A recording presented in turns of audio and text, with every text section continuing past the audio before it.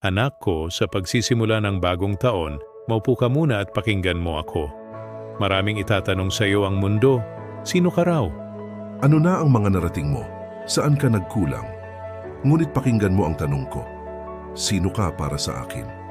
Naaalala mo ba si Juan Bautista? Nang tanungin siya kung sino siya, ang sagot niya, "Ako'y isang tinig na naghahanda ng daan para sa Panginoon." Hindi niya itinuro ang sarili niya. Kaya ngayon, tanong ko sa iyo, ang buhay mo ba sa sarili mo nakaturo o sa akin?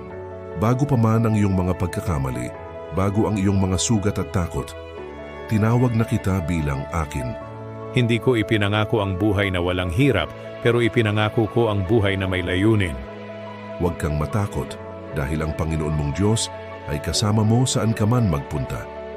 Ang bagong taong ito ay hindi tungkol sa perpektong simula. Ito ay tungkol sa pagbabalik. Bumalik ka sa akin ngayon. Iuhayaan mong ang buhay mo ay maging isang pabulong. Siya ang dapat maghari, ako ang dapat magpakumbaba.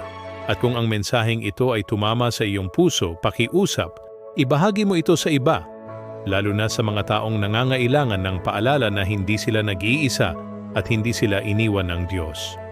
Maraming salamat.